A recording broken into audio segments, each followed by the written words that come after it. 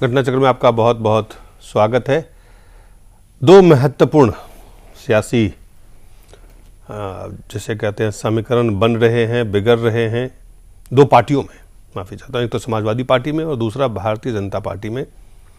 नए जहाँ पे नेता की तलाश की जा रही थी, जिन्हें प्रधानमंत्री पद के उम्मीदवार बनाने की कोशिश हो रही थी पार्टी के द्वारा, उसमें भाजपा के सबसे वयोवृद्ध और वरिष्ठ नेता लालकृष्ण आडवाणी ने जो अड़चन पैदा की है, उसके कारण तमाम तरह के बयान आ रहे हैं। बिहार के सुशील मोदी से लेके और जो राष्ट्रीय अध्यक्ष हैं उन्हें भी बयान देना पड़ रहा है, उन्हें भी सफाई देनी पड़ रही है, वो भी क्या कह रहे हैं। लेकिन सबसे पहले आपको दिखाते हैं हमारा एजेंडा। हिंसा के बाद शांति की राह पर मुजफ्फरनगर, लेकिन समाजवादी पार्टी में फैला सियासी दंगा। नरेश अग्रवाल समेत रामगोपाल यादव का आजम खान पर हमला। जया प्रदा ने कहा किसी के नहीं है मौका परस्त मुलायम। मोदी को लेकर बीजेपी में गृह युद्ध, लेकिन बड़ा सवाल क्या गोवा की तर्ज पर होगा मोदी के प्रधानमंत्री पद की उम्मीदवारी का ऐलान।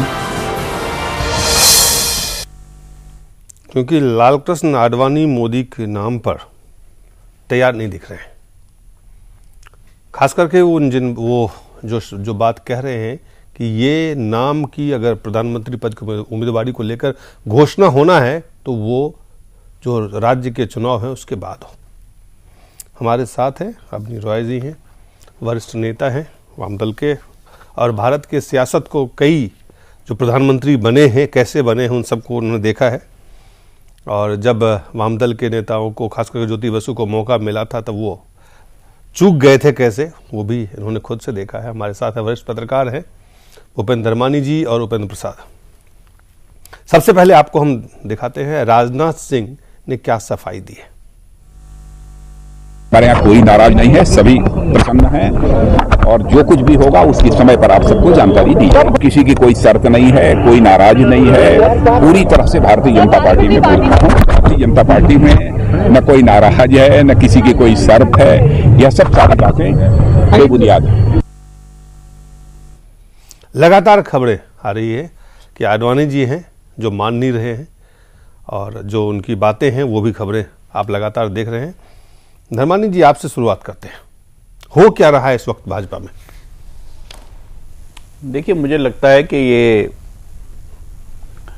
एक किसी भी लोकतांत्रिक पार्टी की अंदरूनी लोकतांत्रिक प्रक्रिया का भाग है, जिसमें किसी एक मुद्दे पर, एक बहुत बड़े मुद्दे पर निर्णय लिया जाना है, तो पार्टी के अध्यक्ष प्रयास कर रहे हैं कि सर्वसम्मति इस मुद्दे पर बने जी। और एक स्वाभाविक प्रक्रिया है लोकतंत्र में, विचारों में मतभेद होता ही है। और आडवाणी जी जैसे जो वरिष्ठ नेता हैं, जिन्होंने पार्टी को ताउम्र सींचा है, उनके विचारों को अहमियत देना और उन्हें अपने विचारों से सहमत करना एक प्रक्रिया का अंग है। और उसमें मेरे को लगता है कि पार्टी का नेतृत्व लगा है, और जैसा वो कह रहे हैं कि ऐसा कोई मतभेद नहीं है जिसको इतना ज़्यादा तवज्जो दी जाए।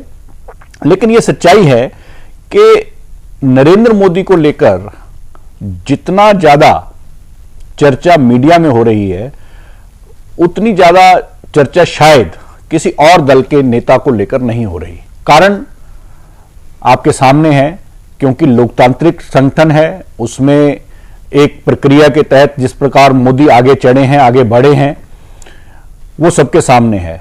और दूसरी तरफ अगर विपक्षी दल कांग्रेस की हम बात करें तो आपको मालूम है कि गांधी परिवार से बाहर ना वो देखते हैं। अभी मनमोहन सिंह 10 वर्ष से प्रधानमंत्री हैं, वो आज कह रहे हैं कि मैं उनसे उम्र में लगभग आधी उम्र के व्यक्ति, जिनको कोई प्रकार का अनुभव नहीं है, उसके अधीन काम करने को तैयार हूं। तो ये जो अंतर है, मुझे लगता है कि इसलिए हमारा जो मीडिया है, हम लोग जो हैं, एक लोकतांत्रिक प्रक्रिया के तहत जो गुजर रही है पार्टी, उस पर ज्यादा नजर रखे हैं। और किसी और दल में इस प्रकार की चर्चा को हम बिल्कुल भी तवज्जो नहीं देते। नंबर एक। नंबर दो, मुझे ये लगता है कि इसको अगर हम राजनीतिक विश्लेषण के रूप में देखें जी, तो मुझे ये लगता है कि मोदी आने वाले लोकसभा चुनाव में प्रधानमंत्री पद के बीजेपी के उम्मीदवार होंगे, इसमें किसी को संशय नहीं है। जी। संघ स्पष्ट कर चुका है और गोवा में उनको जिस प्रकार अध्यक्ष बनाया गया चुनाव प्रचार समिति का, उससे सब स्पष्ट हो चुका है। इसके बावजूद अब सिर्फ औपचारिक घोषणा होनी है और उसके समय को लेकर विवाद है। अब सवाल यह है कि एक व्यक्ति जिसकी घोषणा होनी ही है, उसको लेकर आडवाणी जी चाहते हैं कुछ समय बाद की जाए और कुछ नेता चाहते हैं पहले हो। और अगर आप इसको दूसरे ढंग से देखें, मैं जो पहले भी जब आपने गोवा के समय भी ये चर्चा की थी, तो मुझे ये लगता है कि ये एक राजनीतिक जो एक हमारा जिसे हम ये कहें कि उनकी रणनीति का भी पार्ट हो सकता है कि जिस प्रकार मोदी के अध्यक्ष घोषित होने के बाद एनडीए में बिखराव आया, जिस प्रकार उनके पुराने सहयोगी अलग हुए, उनको कहीं ना कहीं कोई भी राजनीतिक दल जो यहां पर केंद्र की सत्ता आना चाहता है, उसके लिए नेता महत्वपूर्ण नहीं, सत्ता महत्वपूर्ण है। यह हमें ध्यान रखना चाहिए। और इसके तहत एजेंडा यह है कि किस प्रकार कांग्रेस को केंद्र की सत्ता से बाहर किया जाए और बीजेपी नियत की जो सरकार है वो केंद्र में आए। और इसी प्रक्रिया के तहत ये एक रणनीति का पार्ट भी हो सकता है कि जो कुछ ऐसे राजनीतिक मैं कहूंगा बर्ड्स हैं जिन्हें नरेंद्र मोदी पसंद नहीं है तो उनके लिए एक आइलैंड के रूप में आडवाणी जी को क्रिएट करने का प्रयास किया जा रहा हो, तो इसमें भी कुछ गलत, उसको भी नकारा नहीं जा सकता। उपेंद्र जी, जिस तरह से लगातार खबरें आ रही है, लगातार विवाद हो रहा, विवाद उस पर सवाल उठाए। जब पहले आया कि शिवराज सिंह चौहान इस पक्ष में नहीं है, फिर रमन सिंह नहीं है, फिर पहले था कि नरेंद्र मोदी के पक्ष में लालकृष्ण आडवाणी नहीं है, फिर सुषमा स्वराज नहीं है, फिर जसवंत सिंह आ गए, फिर अब डॉक्टर मुरली मनोहर जोशी आ गए।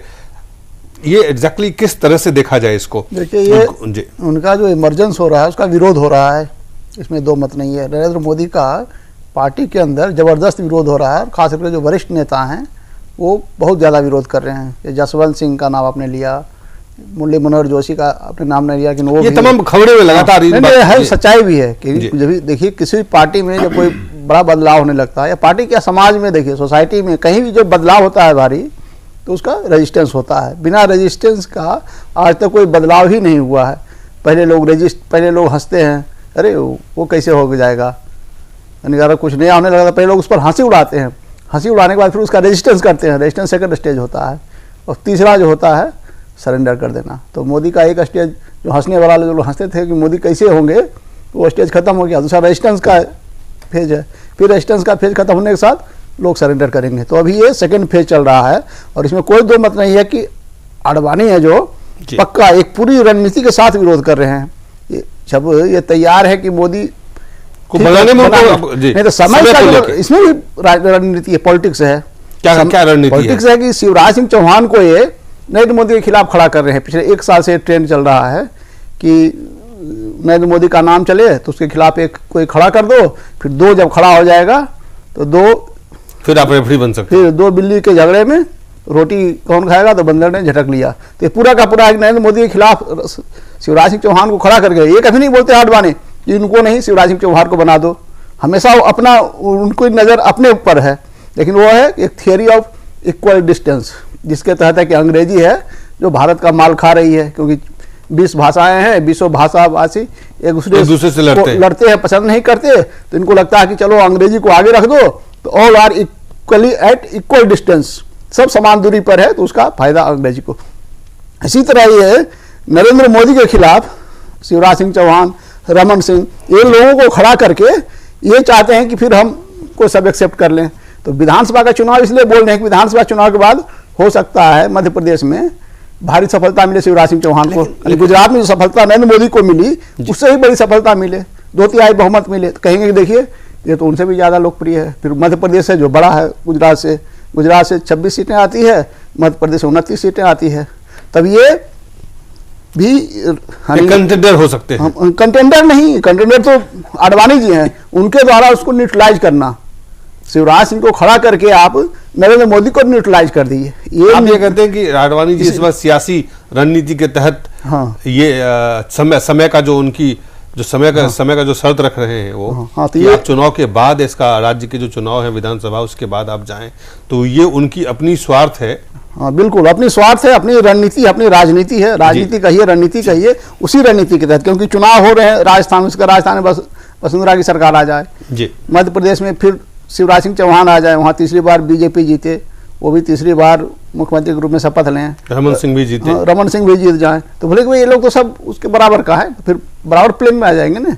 और उल्टे है कि अगर सफलता ज्यादा मिली, जैसे कि इनको शायद, लेकिन दो बातें इसकी है, मैं उस पर आऊंगा, लेकिन दादा उससे पहले, दादा लालकृष्ण आडवाणी जी बहुत सबसे बुजुर्ग नेता हैं भारत के, न सिर्फ बीजेपी की बल्कि भारत में उनके उम्र के अब नेता बहुत कम है। आपने, चूंकि आप भी एक वृद्ध नेता हैं, आपसे दो बातें मैं जानना चाहता हूं कि जो स्थिति बीजेपी में है अभी, उसको लेकर दो बातें कही जा रही है कि ऐसे में लालकृष्ण आडवाणी जी को एक स्वाभाविक रूप से पितामह की भूमिका में आना चाहिए था। वो कहते कि आप लोग इसको चलाओ और जब भी हमें आपको जरूरत हो मेरी एडवाइस की तो आप हमसे ले सकते हो, लेकिन वो खुद को, अपने आप को बीजेपी के सत्ता संघर्ष में, जैसा उपेंद्र जी कह रहे हैं, वहां पे अपने आप को उन्होंने खड़ा कर लिया है। देखिए, इसमें ऐसा है कि आडवाणी जी खाली बुजुर्ग नहीं, बहुत दिन से संसदीय राजनीति में है। अभी इसमें दो बातें हैं, एक है उनकी मन की इच्छा जो है कि पहले उन्होंने वेटिंग लिस्ट में था, अभी कुछ सामने आ गया, इस बारे में थोड़ा सा कह सकते हैं कि भाई उसकी लालची की बात है, उसकी ऐसी बात है जी। लेकिन संगठन की अगर ओर से देखा जाए या संसदीय रूप से देखा जाए तो आज की जो लीडरशिप मोदी को आगे कर रहे हैं जी, भला ही कोई किसी को भी वो कर सकते हैं जी। लेकिन वो सोचते हैं कि भाई पहले से किया जाए, ये थोड़ा सा जल्दबाजी हुआ है।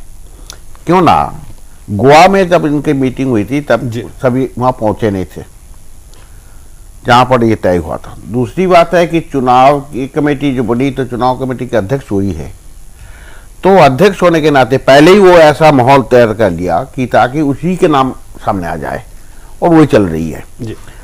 और दूसरी ओर आडवाणी जी ये भी ख्याल कर रहे हैं कि अभी दूसरे राज्य में भी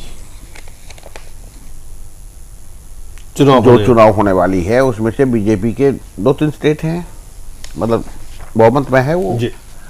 तो वहां पर इसका कोई ऐसा असर ना पड़ जाए, क्या होगा, क्या रिजल्ट होगा, सब देख ले। लेकिन जब पार्टी, आप भी एक कैडर वाली पार्टी, आप वो कैडर वाली पार्टी, और कैडर से आप नरेंद्र मोदी को यूं ही जो प्रचार समिति का अध्यक्ष नहीं बनाया गया, ये डिमांड था। जो कार्यकर्ता है बीजेपी के, वो उनके कारण, उनके दबाव के कारण नरेंद्र मोदी को बनाया गया, और उन्हीं का दबाव है कि ये स्थिति, ये आज भाजपा के तमाम नेता, अगर लालकृष्ण आडवाणी जी, सुषमा स्वराज जी को छोड़ दिए जाए, वो भी ये नहीं कह रहे कि उनको नहीं बनाना चाहिए, वो कह रहे समय को लेके, तो आखिर कुछ तो उनकी रणनीति होगी। उनकी रणनीति वही है, और क्या वो उस रणनीति को उनको इम्प्लीमेंट करना चाहिए? एक बुजुर्ग नेता होने के नाते उनको सत्ता संघर्ष से बाहर नहीं होना चाहिए था? वो खुद उनकी सीधी बात जो है, जो बाहर आ रही है, बहुत सारे बात बाहर आ रही है, कौन क्या कह रहे हैं क्या नहीं है, जैसा सुषमा जी की भी कुछ बातें आई है जी कि अभी ये नहीं था, होने से इस्तीफा दे रखना चाहिए, वैसा करना चाहिए, वैसा करने, इसमें से इस्तीफा दे, ये बड़ी सारी बातें आ रही है। नहीं, लेकिन मेरा कहना है बुजुर्ग नेता होने के नाते उनका जो कहने की मतलब है कि अभी लोकसभा चुनाव देर में है, और स्लो एंड स्टेडीली अगर हम चलते, हमारी रणनीति ठीक है, मेरा किसी के बारे में कोई बोलने का नहीं, हम बल्कि पक्ष में बोलेंगे, लेकिन थोड़ा देर करके, टाइम जो है, ये टाइम हमने थोड़ा बहुत पहले ही कर दी थी, जिसमें से आप ये देखिए, गोवा में बिना उनके वहां गए हुए, वो नहीं गए, वो नाराज हो गए, वो रूठ गए, फिर भी उनको प्रचार समिति का मोदी को अध्यक्ष बना दिया गया। क्या वही स्थिति अगर होती है तो उनकी जो अपनी, जो उन्होंने उस पार्टी के लिए किया है, जो उनकी एक सियासी, जो उनका जो कद है, ये तमाम चीजें कहीं ना कहीं कॉम्प्रोमाइज नहीं होता इस तरह जी? एक बात है, ये अभी आपने कहा कि कैडर बेस बोले ना, बिल्कुल, ये कैडर ने वहां तो तय कर ली, तो इसमें से साफ जाहिर होता है कि कैडरों के अंदर हो या लीडरों के अंदर हो, कहीं ना कहीं बीजेपी संगठन में एक विभेद है, दोनों में कहीं ना कहीं इसमें तालमेल का अभाव है। तो कैडर बेस्ड पार्टी में ऐसे होना नहीं चाहिए, यही कैडर बेस्ड पार्टी जो होता है ऐसा। अगर कैडर की कैडर में इस तरह का नहीं है, ये कुछ लीडर में भी नहीं है। आडवाणी जी और कुछ एक दो लोग उनके साथ हैं, एक पार्टी का जो सबसे बड़ा हिस्सा है, मैंने ये अपवाद की तरह वो दिख रहे हैं इस वक्त, जिसके ऊपर सवाल मैं आपसे पूछ रहा था कि क्या उनको अगर यही बात है तो इसको लेकर बहस करने की जरूरत नहीं है। अगर आडवाणी जी या कई नेता इनके पक्ष में नहीं है जी तो खत्म हो मामला।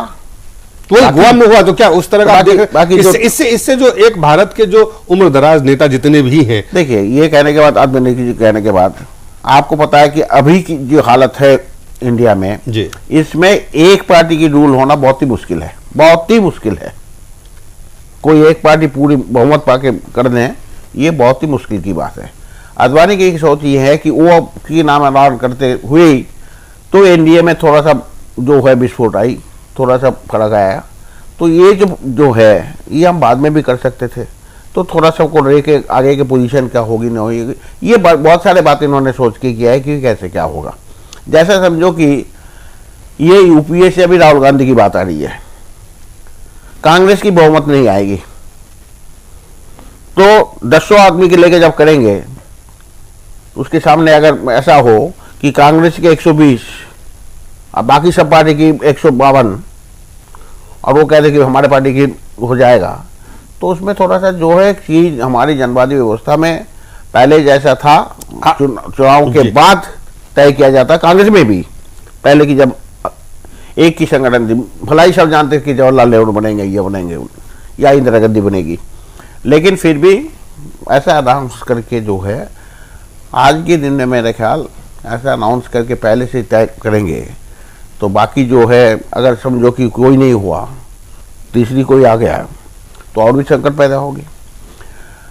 और जैसा चल रहा है कि दादा आपने देखा हो किसी को पूरा रोटी खिला रहा है, दादा आप आधा रोटी खिला रहा है। दादा एक प्रश्न पूछना चाह रहा था जी। कि आप अगर देखें, आपने अभी बात कही, इस देश के अंदर अभी तक जितने भी चुनाव हुए नेता को केंद्रित करके हुए, अगर आप देखें कि जब वीपी सिंह प्रधानमंत्री बने थे तब भी यही चर्चा आई थी कि वीपी सिंह के नेतृत्व में सरकार बनेगी। हालांकि वहां का जो संसदीय दल था वो चौधरी देवीलाल के पक्ष में होने के बाद भी उन्होंने वीपी सिंह के पक्ष में अपना नाम वापस ले लिया। इसी तरह अटल बिहारी वाजपेयी के नेतृत्व में चुनाव लड़ा गया और एनडीए सरकार बनी। तो ये तो एक मेरे को लगता है एक आध चुनाव को अगर हम अपवाद के रूप में छोड़ दें तो नेता को तो सामने रखा ही गया है। मैं ये बात नहीं कहा, जो मेरा सवाल है दादा ने वो जवाब, लेकिन पुष्पेंद्र के हमारे साथ जुड़ चुके हैं। पुष्पेंद्र, मैं आपसे जानना चाहता हूं कि क्या नरेंद्र मोदी जिस तरह से भाजपा का कैडर है, जिस तरह से नरेंद्र मोदी के बारे में भाजपा की जो कैडर की राय है वो राय लीडर्स के नहीं है, लीडर्स में यूनानिमिटी नहीं है। देखिए, मैं एक बात नहीं समझ पा रहा कि हम लोग तमाम सारे लोग जितनी भी चर्चाएं कर रहे हैं, अखबारों में लिख रहे हैं और बार बार ये कह रहे हैं कि Bharatiya Janata party cadre based party है और इस पार्टी में व्यक्ति से ऊपर संगठन और संगठन से ऊपर देश, इसका ये जो कलमा है आरएसएस का और बीजेपी का, ये हम कई साल से सुन रहे हैं लगातार। और आज की डेट में अगर हम ये कहें कि अटल जी स्वस्थ नहीं हैं और उसके बाद जो सबसे बड़े लीडर हैं जिन्होंने इसकी पूरी रूपरेखा और इस पेड़ को तैयार किया और इसको सींचा और इसमें तमाम सारी बातें और तमाम सारे इसमें गुण डाले कि व्यक्ति जो है वो संगठन से ऊपर नहीं हो सकता और संगठन जो से ऊपर देश होता है। मैं ये नहीं समझ पा रहा कि आज इस थ्योरी के जनक जो हैं, जिन्होंने ये थ्योरी इजाद की थी और इस थ्योरी पे पूरे इस भारतीय जनता पार्टी का एक दरख्त खड़ा किया और उसको सींचा, आज जब उनके एम्बिशंस की बात आ रही है, उस टकराव की बात आ रही है, तो कभी ना कभी 4 राज्यों के चुनाव का बहाना, कभी ये स्थिति नहीं उस स्थिति का, मैं वही कह रहा हूं विरोध है नहीं, मैं मुझे देखिए आज जिस तरीके से इस बार जो विरोध हो रहा है, और अगर हम इसको 1% भी ये सच माने कि मीडिया में जितनी खबरें आ रही हैं मोदी को लेकर के आडवाणी के कैंप की तरफ से, जिस तरह से आज सुधीर कुलकर्णी ने हमला किया है, उससे पहले जो बातें उनके माध्यम से आ रही थी, उससे ऐसा लगता है कि आडवाणी जी जो पूरी की पूरी इन्होंने एक थ्योरी इजाद की थी, आज उनके लिए लगता है कि व्यक्ति की महत्व बहुत इंपॉर्टेंट है, संगठन कुछ भी कहे, कैडर कुछ भी कहे। अब मोदी के केस में आप कितना भी विरोध कर लें, मेजॉरिटी कुछ भी कहे, नहीं, मोदी के केस में एक चीज साफ हो गई है भारतीय जनता पार्टी में कि ये जो फैसला है, अब आप देखें क्या अटल बिहारी वाजपेयी को इसलिए बनाया गया था, क्या कहते हैं कि कैडर का फैसला था, या लोग चाहते थे, या संगठन चाहता था? वो उस वक्त उन हालात, गठबंधन की राजनीति की मजबूरी थे जिसको संघ ने एक्सेप्ट किया। यह पहला फैसला होगा जिसमें संगठन, संघ पूरे व्यक्तियों के मामला से ऊपर उठाए। और अगर आप पूरी भारतीय जनता पार्टी की मेजॉरिटी की बात कर रहा हूं, हो सकता है 2-4 और लोग हों जो उनकी रीढ़ की हड्डी है, जिसे आरएसएस कहते हैं, उसके तमाम संगठन जो ब्रांचेस हैं, वो तमाम सारे लोग इस वक्त मोदी पे लामबंद हैं। तो अडवाणी की महत्वाकांक्षा जो है, या अडवाणी की इस तरीके की महत्वाकांक्षा के 2000 बाद के बाद भी मैं युवा हूं और मुझे ही प्रोजेक्ट करो और मैं नहीं तो कोई नहीं, ये उनकी अपनी थ्योरी को पूरी तरीके से खत्म करता है। यही है, या एक बात जो भूपेंद्र जी कह रहे थे कि लोकतांत्रिक पार्टी है और लोकतांत्रिक पार्टी में ये बड़ा स्वाभाविक सा चीज है, और राजनाथ सिंह ने कहा है किसी तरह की कोई वहां पे कोई शर्त नहीं है, कोई झगड़ा नहीं है, कोई नाराजगी नहीं है, कंसल्टेशन एक प्रोसेस है जिसको वो कर रहे हैं। देखिए, मैं ये जो बात है, ये कह सकते हैं कुछ चाहने वाले संघ के, चाहने वाले भारतीय जनता पार्टी के, उनके अनुयायी ये कह सकते हैं कि ये लोकतांत्रिक पार्टी है, लेकिन लोकतांत्रिक पार्टी कहीं भी 100% नहीं होता है। अगर इस पार्टी में 90 लोग ये मानते हैं कि नरेंद्र मोदी को आना चाहिए, उस पर सहमति है, कैडर चाहता है, जो आपका मेन संगठन है वो चाहता है, तो फिर इसमें अडवाणी के नाम में जिस तरीके की बातें हो रही हैं उसको हम कहें लोकतांत्रिक। अगर हमको याद होगा कि इस जिस लोकतांत्रिक मैं एक सेकंड में बात पूरी कंप्लीट, मैं ये कह रहा हूं कि मुझे वो दिन भी याद है कि इसी लोकतांत्रिक पार्टी जिसमें आज बात कही जा रही है, जिसमें अडवाणी को बचाव करने की कोशिश की जा रही है, ये वही पार्टी है जिस पार्टी के अंदर अटल बिहारी वाजपेयी को जब थिंक टैंक ने, अडवाणी के थिंक टैंक ने, अडवाणी के क्लोजेस्ट आदमी ने जब यह कहा ये मुखौटा है, तो उस मुखौटे को इसी भारतीय जनता पार्टी ने बाहर पार्टी से रास्ता दिखाया। तो ये मत कहिए यहां पे व्यक्तियों के बुनियादी तौर से ये आडवाणी जी का सियासी रणनीति का हिस्सा है, यहां कोई लोकतांत्रिक प्रक्रिया का ये मैं इसको कतई नहीं मानता। ये मोदी का विरोध वहां पे विरोध है। दिलीप भाई, अगर लोकतांत्रिक प्रक्रिया होती है तो हम भी ये मानते हैं कि किसी इशू के ऊपर या तो पार्टी 50% बढ़ जाती है, या 60 या 40% बढ़ जाती है। यहां एक व्यक्ति है और उसके साथ 2 उसके साथी हैं, और पूरी पार्टी, पूरी कैडर और पूरा उनका परिवार जो है वो एक आदमी पे खड़ा है, और उस परिवार ने ये साफ साफ कह दिया, उसके मुखिया ने,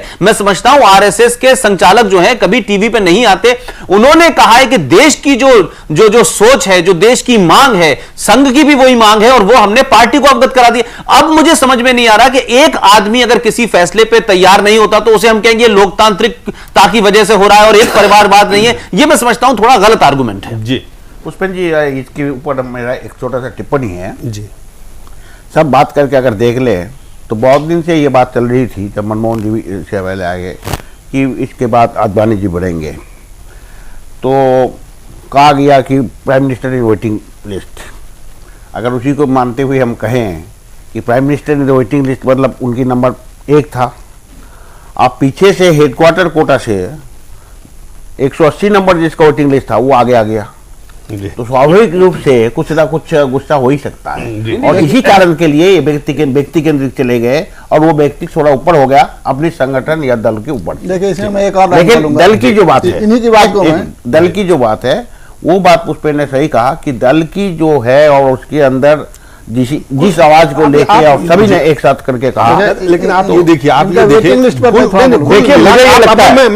मुझे ये लगता है, मुझे ये लगता है ये जिस ट्रेन की वेटिंग लिस्ट नंबर 1 आप ये देखिए वो 2009 में चली गई। आप ये देखिए, करीब करीब ये तय हो गया है कि शुक्रवार को नरेंद्र मोदी के का नाम का जो है बीजेपी की तरफ से इसका ऐलान कर दिया जाएगा कि वही प्रधानमंत्री पद के उम्मीदवार होंगे। ये तय हो चुका है, और ये संकेत एक शब्द में नहीं, बल्कि आप पुष्पेंद्र जो बता रहे थे उसके बावजूद भी ये जो कहीं न कहीं जिसे कहते हैं अटकाने की जो कोशिश है वो भी जारी है। आडवाणी जी के और पास उनको मनाने की भी कोशिश नहीं है। जी, जैसे मार्क्स का एक लाइन है ना कि have nothing to lose. But ये सर्वहारा हो गए हैं भारतीय जनता पार्टी के अंदर। ये नहीं, पर मुझे ये लगता है आडवाणी जी, अब इनको कुछ नहीं है, मुझे ये लगता है प्रधानमंत्री का पद है, तो इसलिए ये अंतिम लड़ाई लड़ रहे हैं। या पद खुद का नहीं मिले तो वो जिनको चाहते हैं नहीं नहीं, वो भी इनका इसमें कोई पसंद नहीं है। इनका है कि मैं बनूंगा जी। मुझे ये लगता है बीजेपी की सरकार नहीं बननी देखिए, मैं नहीं तो कोई नहीं। मेरे को ये लगता है उपेंद्र भाई और पुष्पेंद्र जी ने जो बात कही, मुझे ये लगता है कि जो दादा ने बात की ये बड़ी महत्वपूर्ण है वैसे तो, लेकिन अगर उसको एक बार छोड़ भी दें तो ये वास्तविकता है कि मोदी को लेकर किसी भी प्रकार का भ्रम पालना कि वो प्रधानमंत्री पद के बीजेपी के दावेदार नहीं है, ये अपने आप में बहुत बड़ी गलती है, एक बात। दूसरी बात ये है कि जैसे अभी पुष्पेंद्र ने कहा कि संघ के तो क्या गोवा के तर्ज पे फिर उनका मोदी नहीं है, देखिए फिर इसका गोवा में यहां में अंतर है, गोवा के तर्ज पे यहाँ पे ऐलान होगा। दिलीप भाई, गोवा और यहां में अंतर है। गोवा में संघ ने हस्तक्षेप नहीं किया था गोवा से पहले। नहीं वहां गोवा का जी गोवा से पहले कह चुके थे कि कोई माने ना आए ना आए, नाम का ऐलान होगा, और यही स्थिति आज आप देखिए, आज वही स्थिति इसमें अंतर है। अब संघ के मुखिया ये कह चुके हैं बैठक के बाद कि हमने अपना मत बता दिया है, और वो स्पष्ट कह चुके हैं। उसके बाद भी अगर ये विरोध है तो मुझे ये एक राजनीतिक रणनीति का भी हिस्सा हो सकता है। वो कह रहे हैं जो आप कह रहे हैं कि आडवाणी जी को ये बहुत बात है, कोई राजनीति का हिस्सा नहीं है। आडवाणी जी एकदम अंतिम लड़ाई लड़ रहे हैं, वो जान रहे हैं कि या तो मैं बनूंगा, हाँ एकदम व्यक्तिगत रूप से, या तो मुझे मिले, नहीं तो ऐसे भी मेरा पॉलिटिकल लाइफ पूरा हो चुका है, और वैसे ही मेरा पॉलिटिकल लाइफ पूरा हो चुका है। मुझे एक छोटी सी बात कहनी है जी कि देखिए, गोवा के अंदर अगर हम गोवा शब्द जो है उसमें GOA है, इसका वहां जो फैसला हुआ उसका मतलब ये भी है गो और आ। तो आप अडवाणी से उन्होंने कहा कि अगर आप नहीं मानते हैं तो उनको बुला लिया गया, वापस आ गए, लेकिन वो ये नहीं समझ रहे कि गो रह जाएगा अगर वो दिल्ली में रहे तो उसका सिर्फ मतलब ये है कि दिल्ली यानी जल्दी जाओ।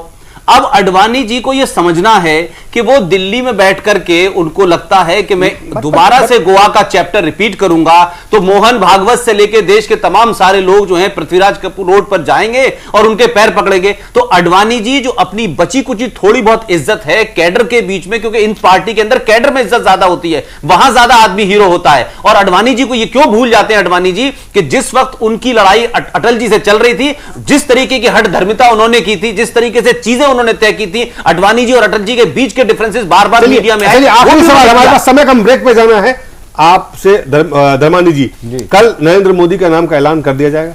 100% कर दिया जाएगा। पुष्पेंद्र, मैं कह रहा हूं कि अगर नहीं किया जाएगा तो भी कर देना चाहिए, क्योंकि यह बात तय है कि जिस कद के लेवल पे उस आदमी को आप लेके आ गए हैं, उसको अगर आपने पूरे 6-7 महीने नहीं दिए और कहा कि साहब हमने तो आपको डिक्लेयर किया था लेकिन चुनाव से एक दिन पहले, लिहाजा कल उनकी घोषणा होनी चाहिए अगर भारतीय जनता पार्टी को अपनी गिनती संसद में 119 से कुछ आगे बढ़ानी है। आडवाणी जी रोक पाएंगे दादा उनको?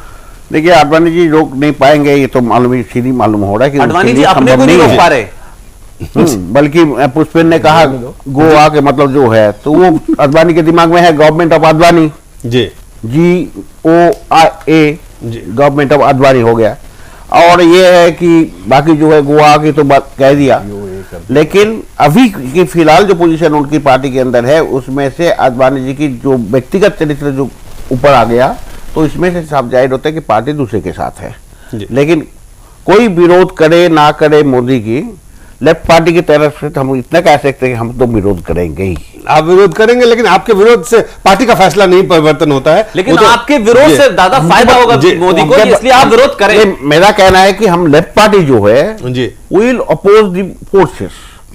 वो तो आप अलग बीजेपी का मतलब हमारे करेंगे। नहीं देखिए, अभी बीजेपी के बाहर बहुत ज्यादा बढ़ रही है। लेकिन दादा आपने ये बात आपने कैसे वक्त में कही है, बहुत सारे बड़ी ईमानदारी से ये बात कही है, मोदी बनाया तो बीजेपी साफ हो जाएगी, मतलब बीजेपी साफ हो जाएगी इसकी चिंता कम्युनिस्ट कर रहे हैं। नहीं, मैं कह रहा हूं कि दादा ने एक बात पैदा हो रही है। दादा ने एक बात बड़ी ईमानदारी से कह दी है कि वो मोदी का विरोध भी करेंगे, अडवाणी का विरोध भी करेंगे, लेकिन दादा टेलीविजन पे ये भी बताएं कि जिन कारणों से अडवाणी का और मोदी का विरोध कर रहे हैं, अभी हाल में जो किया है जी मुजफ्फरनगर में, क्या समाजवादी पार्टी और बहुजन समाज पार्टी? मैं सिर्फ ये जानना चाहता हूं उपेंद्र जी आपसे आखिरी में कि नरेंद्र मोदी जी का जो आपने कहा 3 जो आपने चरण गिनाया कि पहला कि आप मजाक उड़ाओ, दूसरा उसको रोको, और तीसरा कि उसके सामने समर्पण कर दो। कल से समर्पण की शुरुआत हो रही है कि नहीं? हाँ, कल तीसरा फेज में पहुंच जाएगा। कल हो जाएगा, आपको लगता है? विरोधी हैं कर देंगे। कल परसों आडवाणी के कैद में हो सकता है आडवाणी बाहर हो जाए, और जिन लोगों का राजनीतिक भविष्य है वो नतमस्तक हो जाए। उपेंद्र जी का कहना यह है कि तीसरा फेज कल से शुरू हो जाएगा। जी चलिए एक छोटा सा ब्रेक लेते हैं, ब्रेक के बाद वापस लौटते हैं।